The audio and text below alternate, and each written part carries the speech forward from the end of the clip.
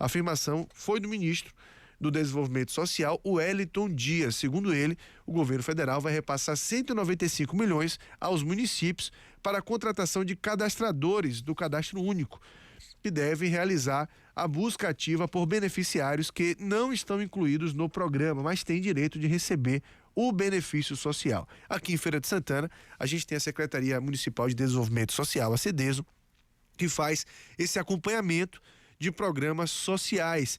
A gente vai conversar com o titular da pasta, né? O secretário Antônio Carlos Borges Júnior, que está aqui também acompanhado do Agostinho Froz da Mota, né? Diretor do SUAS, né? Da Assistência Social, e gestor também do CAD Único. Secretário, muito bom tê-lo aqui conosco. A gente agradece a disponibilidade de vir bater esse papo presencialmente aqui com a gente. Bom tê-lo aqui, né? Nunca mais tinha recebido essa visita, até falei na chegada, né? Muito bom tê-lo aqui conosco. E eu queria começar falando justamente da realidade de Feira de Santana, né? Quantos beneficiários a gente tem hoje do Bolsa Família na cidade e como é que funciona, de fato, o trabalho da prefeitura para... Se eu tiver errado, me corrija, mas talvez o tempo seja administrar mesmo, né? O pagamento do Bolsa Família e o cadastramento dessas pessoas. Bom dia. Bom dia, com muito orgulho que eu falo bom dia à feira. Para Dilson Barbosa, Fernando Moreira, Bárbara, Argimiro, Ana Paula e o nosso companheiro de trabalho, Agostinho Flores da Mota. Nós estamos na Secretaria de Desenvolvimento Social com uma equipe muito dinâmica, onde temos lá 16 CRAs, 3 CREAs e temos também uma central de atendimento do CAD Único. Essa central está situada no Shopping Cidade das Compras, onde é uma central que nós fazemos para fazer interlocução com os CRAs e também fizemos durante o período da pandemia e logo depois também o CRAs itinerante, que ia para os bairros mais distantes fazer também esse acompanhamento junto com os CRAs dos territórios. Para você ter uma ideia, Fernando, hoje Feira de Santana tem uma atualização cadastral de 86% e a média nacional é 77%. Então vamos lá, os números que nós temos hoje na cidade. Nós temos 164.284 famílias cadastradas no CAD Único. Dessas 164, 76.887 recebe o Auxílio Brasil no valor de R$600. Isso significa dizer que a economia feirense, através desse programa, recebe 46 milhões de reais, que vai todo para a periferia e fortalece a economia e dá também a possibilidade de sobrevivência para muitas famílias. Os critérios que são definidos pelo CAD Único, ele divide em pobreza e extrema pobreza. A pobreza nós temos cadastrado 28 mil famílias e de extrema pobreza 64. Então, o que é que vem hoje com essa busca ativa que está sendo realizada, né? Nós estamos aí agora acompanhando uma diretriz do governo para averiguar as famílias que estão cadastradas que têm alguma suspeita. Então hoje nós temos já dentro dessa plataforma que é gerida por Agostinho Flores da Mota 35 mil famílias que por algum motivo está em averiguação. E por que está acontecendo isso? O que nós entendemos e o que vem acontecendo é que quando o cidadão vai a fazer o seu CAD Único e se cadastrar no Auxílio Brasil, hoje o programa Bolsa Família, que é uma transferência de renda, ele vai e define a sua renda. Mas no momento que ele vai no supermercado, vai numa farmácia e compra e dá um valor superior àquilo que ele colocou como a sua renda, o governo começa a cruzar.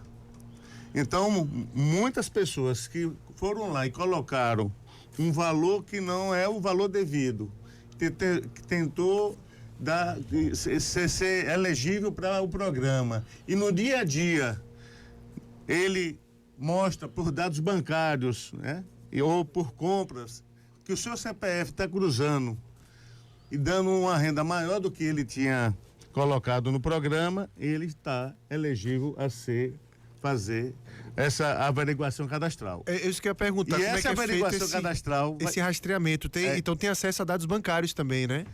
A gente já recebe essas informações para que a gente vá até a família fazer essa busca ativa. Identificar o que essa família foi, o que aconteceu, né? Se isso é real, se não é, o que... Muita gente coloca endereço errado, por exemplo, um endereço está em outro. Outro fato que ocorre também é conta de luz. O cidadão está com a conta de luz, mas a conta de luz está superior ao que ele gasta, o que ele recebe, ou o que ele colocou na sua renda do dia a dia. Então, são cruzamentos que o governo federal está fazendo e que agora, com esse novo formato que vem agora do Bolsa Família, nós estaremos que aguardar as novas diretrizes para que a gente possa, a partir de março, ver qual é o encaminhamento. Então, nós temos uma equipe preparada para que receber essas diretrizes e estaremos realizando essa ação. Mas eu também queria deixar outras informações para que vocês entendam que o Auxílio Brasil... Carlos, se você me permite eu fazer uma interrupção para aproveitar o gancho, né, já que você vai a sequência do assunto, que agora mesmo está divulgado hoje, publicado hoje, em todos os principais sites, que o governo tem 2.600.000 famílias, 20, deixa-me ver aqui, deixa eu ver o número exato, 2,5 milhões de famílias de uma pessoa só. Ou seja, o indivíduo... Unipessoal, quer dizer, uma família de uma só pessoa não é uma família. Onde é que está esse mistério aí? Eu vou aproveitar, dar também voz aqui ao nosso amigo e companheiro de trabalho, Agostinho Flores da Mota, para ele explicar como se sucede essa questão do unipessoal. Pois não, Agostinho? Bom dia a todos. Nós temos hoje um chamado cadastro unipessoal de pessoas que chegaram aos equipamentos, aos CRAs, à Central do CadÚnico, e saíram de cadastros anteriores, onde eram participantes de um núcleo familiar de 3, 4 componentes e se declararam famílias unipessoais. Porém, muitos desses cadastros acabaram por haver cruzamento de dados com relação às informações tanto de Receita Federal, bancárias, e endereços da qual eles entraram na averiguação. Então, a averiguação é um procedimento que vai verificar as informações que a pessoa declarou no seu cadastro e que elas não estão conformes, não são verídicas, vamos dizer dessa forma. E aí, essa averiguação do cadastro da família unipessoal, ele entra como uma suspeita de cadastro. Infelizmente, nós temos as pessoas que, os chamados pais separados ou mulheres sem pai na família, porém, a pessoa continua morando no mesmo local.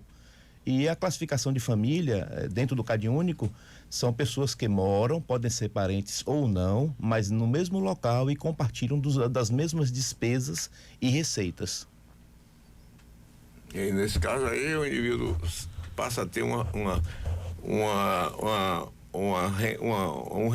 recebimento de um valor que seria para dividir com a família. E ele está recebendo sozinho. Exatamente. Né? Mais ou menos essa é a colocação. Né? Antes, aquele dinheiro que era para dividir com a família, aí eles se separam, né? Cada um vai para um canto, endereços diferentes. Cada um recebe... Não, na verdade, disso, pelo que eu estou entendendo aí, são pessoas, por exemplo, que são casadas e declaram que são separadas. Para cada um receber um benefício e somar 2 benefícios. Esse é o grande problema. Esse é um dos casos que a gente está recebendo do governo federal, alguns indicadores em relação a isso, e a gente vai ter que ter uma equipe para poder levantar, e a gente está usando os CRAs, CREAS para a gente avaliar isso. E nós somos o gestor do município, então existe uma relação, eles notificam a gente, o CPF do gestor vem para ele, para uma plataforma sistêmica, e a gente precisa apresentar as respostas. dando continuidade, nós temos também outros auxílios. Tem o auxílio gás. Feira de Santana hoje, ele proporciona a 1.300 famílias o auxílio gás. E também tem a questão do BPC para idoso e BPC para o deficiente. Então, para o idoso, nós temos hoje cadastrados e recebendo 12.458. E para aquele que está com alguma deficiência, o PCD, como nós chamamos, tem 9.160. O valor que essas famílias recebem, em média, é R$600, que é o valor. E o município hoje tem, como eu falei, uma central de atendimento no shopping Cidade das Compras.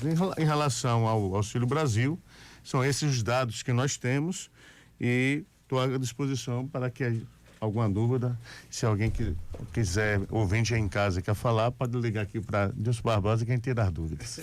Pois é, uma questão também que a gente precisa observar, e eu acredito que esteja também no radar de vocês, é a pessoa que aumenta de renda após passar a receber o Bolsa Família. E na verdade é algo até bom, né? A pessoa está no momento que está desempregada, está passando por dificuldade e precisa, até para a própria subsistência do Bolsa Família ou do Auxílio Brasil, que a gente fica até perdido, entra governo, sai governo, cada um vai mudando de nome, mas é o mesmo programa, né? E agora vai voltar a ser chamado Bolsa Família, pelo que a gente tem visto. Como é que é feito nesses casos e como esse mapeamento também é feito? O cidadão era desempregado, naquele momento realmente ele precisava, mas a necessidade do Bolsa Família deixou de existir a partir de determinado momento. O critério para ele estar elegível no Bolsa Família, primeiro é ter uma renda de 210 por pessoa quando é pobreza. Quando é extrema pobreza é R$105. Então, esse é o primeiro critério. Então, ele está dentro desse critério aqui, ele já... Agora, no Cade Único, que tem 164 mil famílias, existe o NIS, ele tem outros benefícios. Por exemplo, para concurso, para uma porcentagem que abate na conta de luz e água, tem a iniciação científica, a iniciação atleta. Então, tem outros benefícios dentro desse cadastro que não precisa estar só no Auxílio Brasil da transferência de renda. Ele pode ter, em função da dinâmica da família, ele pode também ser contemplado com outros benefícios que a própria lei viabiliza.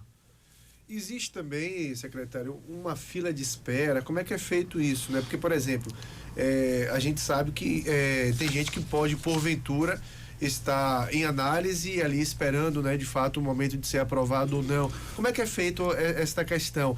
Existe limite de número de famílias para o município de Feira de Santana, sim ou não? E se existe essa fila de espera, como é que é isso? Não existe limites, né? O limite é a necessidade. Ontem mesmo nós tivemos uma ação ali no CSU, na Cidade Nova, com as famílias que estavam acampadas ali. E uma dessas famílias que estava acampada, uma dessas senhoras, ela estava sem poder estar nesse programa porque ela não tinha registro, não tinha identidade. Então, qual é o nosso papel? Nós estamos marcando aí uma reunião com algumas instituições para a gente ver esses casos. Né? Não é um caso que acontece esporadicamente. É um caso que hoje é consistente, porque são pessoas que não teve acesso. Tem um custo para poder tirar esses documentos. E a gente hoje tem a possibilidade de identificar que existem esses problemas tanto no município como nos distritos. Então, nós tivemos também Jaguara, ficou em crédito itinerante, tivemos em alguns lugares que as pessoas, para vir em feira tirar um registro, o valor da taxa mais R$40 para pegar um mototáxi, por exemplo. Então, não tem essa renda. Então, a gente precisa descentralizar e a gente está aí agora criando um ônibus com plantão social, que é o trabalho de benefícios eventuais, que já tem na secretaria. Ele atende todos os dias das 9 ou das 8 até as 22 horas, sábado, domingo e feriados, que pode ser atendido pelo 156, através de e-mail ou presencial, para que essas pessoas nos procurem e para a gente identificar, se caso for necessário, a gente vai até lá verificar qual é o problema, ou então vai no CRAS do território. Então, o plantão social vai ter tem essa ação. Hoje já atuamos com auxílio funeral, já atuamos com auxílio passagem, já atuamos com benefício eventual, né? Com violação de direitos, que tem muito problema hoje de violência com idoso, violência com criança. A gente é acionado e avisa ao Conselho Tutelar, que está também dentro do plantão social. Algum problema com a Defesa Civil, a gente também recebe e reencaminha. Então, o papel do plantão social é cuidar e encaminhar. O papel dela é fazer essa ação no município. Então, ela funciona sábado, domingo e feriados. Temos lá um grupo de plantão e, com isso, a gente pode receber essas demandas de pessoas que precisam desse apoio. Pois é, o senhor tocou num assunto importante aí, que é a população de rua. Eu queria que o senhor também falasse um pouco, aí já saindo um pouco mais do âmbito do próprio Bolsa Família, como é que é feito essa assistência aqui em Feira de Santana, né? A CEDESO também assiste essas pessoas em população de rua. E como adendo esta pergunta, duas perguntas juntas, né? A gente tem observado na cidade o crescimento dessa população muito por conta também da chegada de refugiados, né? Pessoas de outros países da América Latina, sobretudo Venezuela, mas outros países também que a gente nota, já fazem parte do cotidiano das pessoas na cidade. Nos sinais, por exemplo, a gente vê já artistas de rua que são de outros países, pessoas que perambulam pelas ruas da cidade, até mesmo em situação de rua, que estão ali pedindo esmolas. Como dar assistência a esse pessoal, até porque, por não serem brasileiros, me parece que tem muitas limitações no sentido do próprio Bolsa Família e tudo mais, benefícios que eles não têm direito. Boa pergunta. Essa questão de situação de rua é uma questão que a gente precisa ter, assim, o maior carinho do mundo, porque são pessoas que estão em vulnerabilidade social. E nós temos vários equipamentos no município para atendê-los. Tem uma abordagem que está dentro do plantão, que vai nas ruas analisar, levantar esses perfis. Recentemente, nós fizemos um trabalho junto com a Uniaselv, um programa piloto de monitoramento de estágio, onde colocamos 20 jovens estudantes para fazer um diagnóstico da questão das pessoas que estão na rua. Então, identificamos que tem 100 pessoas que permanentemente estão. No caso de ontem, que nós falamos aqui em relação ao CSU, essas pessoas têm casa, uma mora na Gabriela, nós outros levamos para Tiquá do Sul, o outro foi para o Jorge Américo, mas estavam, porque ali encontrava doações, ali encontravam situações que tiravam eles da vulnerabilidade e que dava sustentabilidade a eles, né? Estava com os filhos lá, adolescentes, e a gente conseguiu. Mas quando a gente fala que tem os abrigamentos para que eles possam ir com a família, eles se negam a ir. Para vocês terem uma ideia, nós temos 2 repúblicas, feminina e masculina. Nós podemos receber até 30 pessoas, só tem uma em cada uma. Nós temos um abrigo que fica ali na Praça do Tropeiro, hoje tem 40 pessoas, são 11 famílias. Então, está lá para ser, a casa de passagem, como a gente chama, para fazer esse atendimento. Nós temos também um abrigo para criança, com 6 crianças, né? 3 meninos e 3 meninas. Nós temos alguns parceiros que são importantes nesse processo, que é o Palácio Social, a AFAS, o Dispensário Santana, o Lar do Irmão Velho, a Associação Cristã Nacional e o SEACRE. Todas essas instituições têm parceria com a prefeitura e todos nós temos lá a condição de encaminhar algumas pessoas que estavam em vulnerabilidade. Mas quando você chega com a abordagem social, as pessoas não querem ir para esses locais.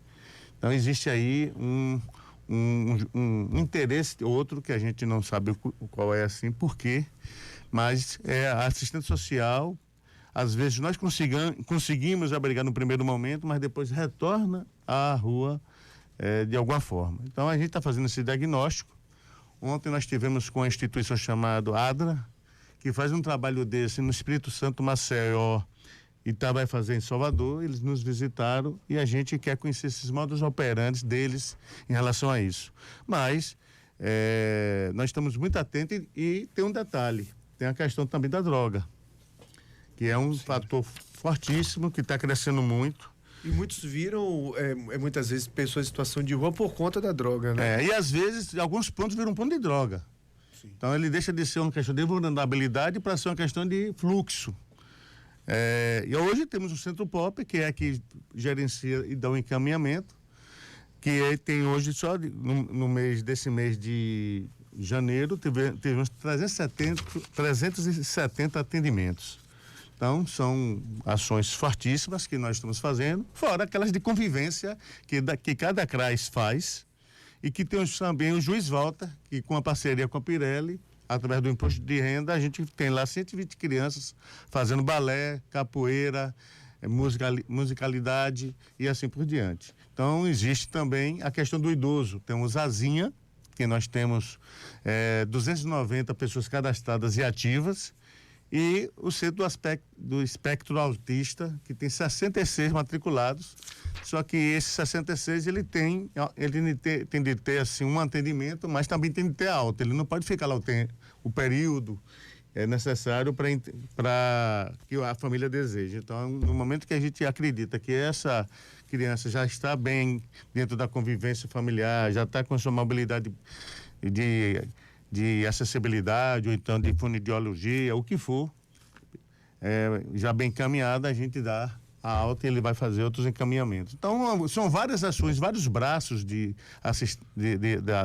da assistência social que são trabalhados através de profissionais, eles todos são referenciados, são psicólogos, assistentes sociais, orientadores sociais, gestores, que faz com que esse trabalho seja um trabalho importantíssimo. E nós entendemos que foi o único, juntamente com a saúde, que não fechou na pandemia. Então, a assistência social abriu o tempo todo, não fechou nunca, para atender as questões das famílias. E esses estrangeiros têm acesso a essa rede também? Eles podem ter acesso? Eu pergunto isso porque a cidadania diferente pode gerar algum tipo de restrição nesse sentido. É interessante essa pergunta porque nós nos tornamos referência mundial com a OIM e a Acnu. A OIM esteve aqui, fez um curso conosco para os técnicos dos CRAs, para poder entender como é que você vai dar assistência a esses refugiados ou imigrantes. Foi um dia... E tivemos também a Acnu, que fez um mapeamento dos venezuelanos araus em Feira de Santana. Então, nós fizemos o levantamento, onde eles estão, o que eles estão fazendo. Hoje nós temos aproximadamente 120 venezuelanos em feira, na qual nós já tivemos 56 araus. Hoje diminuiu, porque são famílias, mas diminuiu a quantidade, porque eles são temporários. No momento que ele tem uma metodologia de coleta, para nós é indicância. Criança no semáforo, essas coisas não é permitido. Então, existe um conflito, mas para ele aquilo é trabalho. E eles, quando aquela cidade não está dando a oferta que eles necessitam, eles mudam para outra cidade. Agora eles foram para Santo Antônio de Jesus e foram para Itabuna. Mas retornam e assim eles ficam. E a gente está fazendo esse mapeamento com a Acnu, para saber quem são essas famílias. Agora já tem pessoas, já tem araus, os araus é o nosso ponto focal, porque eles estão em vulnerabilidade social. Os outros venezuelanos, colombianos, os chineses, os africanos, não, porque esses aí já tem o outro olhar. E no caso dos araus, nós temos uma parceria com o governo federal, onde nós estamos dando todo o suporte de auxílio, damos colchão, rede, cesta básica, damos acompanhamento para retirada de documentos, se for necessário, e muitos deles já têm filho feirense. E que tem uma cultura até para ter filho. Então, a gente precisa se aculturar também dessas ações para poder entender. Hoje nós temos já um aral que passou no curso, ou que participou do curso Qualifica Feira em energia solar, já está trabalhando numa empresa de energia solar, e esse senhor, quando a gente precisa de entender o dialeto, chamamos ele para conversar junto com esses venezuelanos, quando é necessário, porque lá tem uma cultura que a mulher é que decide. O homem, às vezes, conversa com a gente, resolve tudo, mas na hora H, a mulher, não é assim que eu quero, e foi tudo desfeito. Então, às vezes, o dialeto, eles dois conversando, a gente não entende, aí, às vezes, a gente pode levar esse cidadão para poder diminuir as resistências. Então, são ações pontuais, mas que é importante. Hoje nós temos um apoio da UFBA, da Universidade do Recôncavo, da Bahia, da Federal, da UFES. Estamos sentando para conversar sobre isso, criando uma rede, porque isso não é um problema só de feira, é da Bahia. E futuramente estaremos conversando isso com o Estado, porque o Estado também tem que estar presente no processo desse, que não é uma coisa municipal. Secretário, eu quero agradecer a disponibilidade do senhor vir bater esse papo com a gente, também o Agostinho Frois da Mota, né, diretor do Sistema Único de Assistência Social, o SUAS, e desejar, né, sucesso nessas ações. Eu sei que não é fácil, né, eu sei que falar de assistência social tem vários desafios aí, como o senhor mesmo falou, muitas vezes tem assistência para a população de rua, mas tem uma parcela significativa da população que não quer deixar a rua, né? E aí você tem que saber lidar, tem que administrar essa situação também. Sei que não é fácil, mas desejar sucesso com as ações da Secretaria Municipal de Desenvolvimento Social. Secretário Antônio Carlos Borges Júnior, muito bom tê-lo aqui mais uma vez. Eu quero agradecer mais uma vez a Adilson Barbosa, a toda a equipe. É um prazer muito grande vir ao Bom Dia Feira, porque entendemos que é um programa que leva boa informação. E também a crítica onde é necessário. Para mim, que eu sou agente público, a melhor forma de você ter uma consultoria é quando tem a crítica construtiva. E é importante para a gente poder acertar mais. Então, o Bom Dia Feira, o Linha Direta, nos ajuda muito ouvindo, porque nos orienta e faz com que a gente possa direcionar o nosso trabalho. E dizer que nós temos aí também o Criança Feliz, que atende 3.000 crianças, com 100 visitadores nos bairros periféricos. Temos também aí o PA Leite, que recebemos aí 5.000 litros de leite e distribuímos junto aos distritos povoados, associações. E o restaurante popular com 1.000 refeições dia, todo dia, pagando R$2. Então, várias ações que nós estamos aí mantendo e articulando e fazendo com o apoio de toda a equipe da Secretaria de Desenvolvimento Social, na qual quero dar um abraço a todos, que é uma equipe muito eficiente. Muito obrigado e bom dia, feira. Começamos então com o secretário municipal de Desenvolvimento Social, Antônio Carlos Borges Júnior.